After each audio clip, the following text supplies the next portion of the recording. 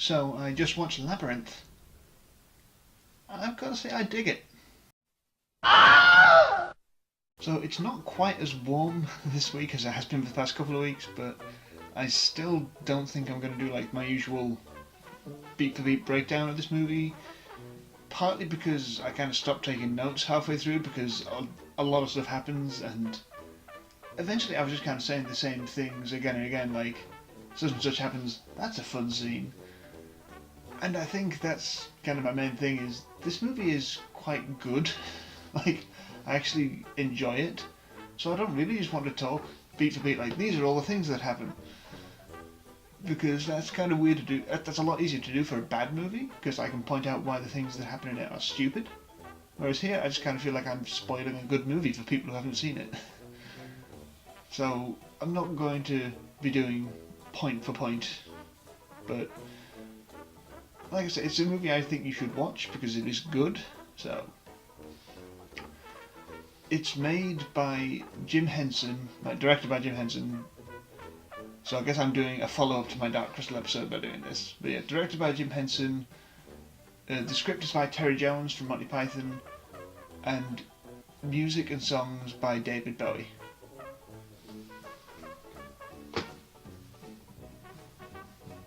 So it tells the story of Sarah, who is a young girl forced to babysit her younger brother Toby, which she doesn't want to do, but she doesn't have a choice, she has to do it. And she wishes her brother away to the Goblin King. And surprise, surprise, the Goblin King turns up, and it's David Bowie. Yes! David Bowie is amazing in this movie. Like, from the moment he first appears on screen, the movie is, like, good. And he is definitely the highlight of the thing. Like, anytime it goes back to him is when you're having the most fun. But Sarah has to get through the labyrinth to save Toby. And she has to get through there, and there's all these kind of different like trials and tribulations along the way. She makes new friends like Hoggle, who's a little dwarf guy, Ludo, who's this big furry monster who's really fun. He's going, Ludo sad. And Sir did something, like Diddlesworth, Didsbury, I can't remember. But he's like a little dog guy, and he's great. And again, all these like supporting characters, with the exception of David Bowie, the baby, and Sarah, all the other characters are puppets, and they've all got a bunch of personality. They're all really fun.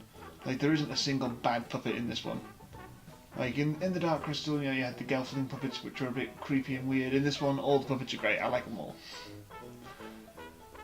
If I had to pick any favourites, I would say probably Hoggle is really good. Like, I think Dave Goelz does the voice for him, and the whole, like, the way he moves around, like he's like a little person in a suit, but the animation on the face is excellent. And then there's also the really, really good ones. I like a lot of just the supporting ones, like the door knocker ones. They're really fun.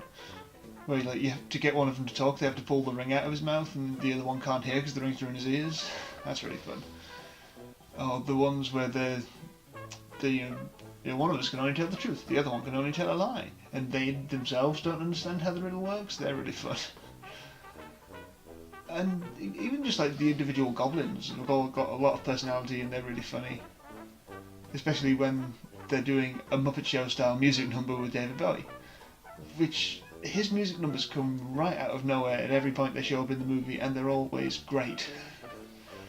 Especially Dance Magic Dance. You know Dance Magic Dance. You know it's the best bit. If nothing else, because of them tights. I mean, the dick is just there. I mean, there is no arguing that David Bowie is someone else in this movie.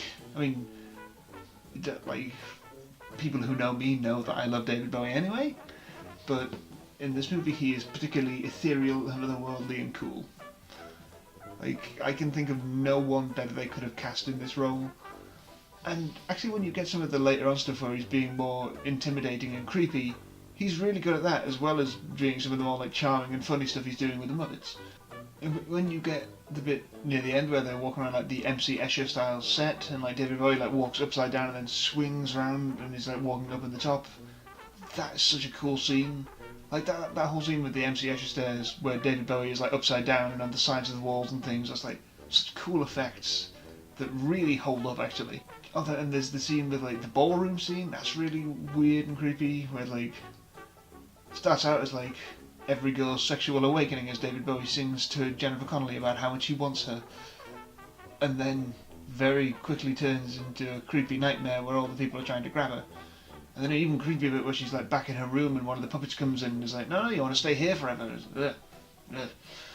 Creepy. And that's the good thing with this movie. It, much as it has a lot of more light-hearted stuff that's like going to be very kid-friendly and easy for that, well, there's a lot of really creepy stuff in there as well that's like, yeah, not on board. And I like that. I like that they were willing to take the risks and to try a bit harder to be something more interesting. Because that's what a good movie does, is it takes risks. It doesn't just play it safe and do the same things. And that's the kind of thing that Jim Henson was particularly good at. Because, I mean, he made the Muppets. He could have just kept making kid-friendly thing after kid-friendly thing forever and ever and ever. But instead he was like, no, I want to try and do these interesting new ideas, like The Dark Crystal or Labyrinth, things like that. And that really stands as a testament to what he was good at. And this movie is a good example of the kind of thing that Jim Henson was good at. It creates a very interesting world. Like the design of everything is fantastic. Again, the sets. The sets in this movie are fantastic. I mean, there's no two bits of it that look alike, and each bit has its own unique personality, and it's all really fun. It's just a very well-made movie. And I don't feel like there's too much more I can say about it, other than it's a lot of fun. I highly recommend it. David Bowie is just exquisite. And it's one that's worth watching. I hadn't seen it before I'd watched this, and so I'm glad that I have now, because I enjoyed it. I know a couple of people who actually don't like this one as much, but for me this worked on a lot of levels. There's a couple of points that maybe drag a little bit, but it really is worth sitting through for the fun puppets and for David Bowie, if nothing else. So, I suppose my final thoughts on Labyrinth in this quite brief video, it would seem, are it's good.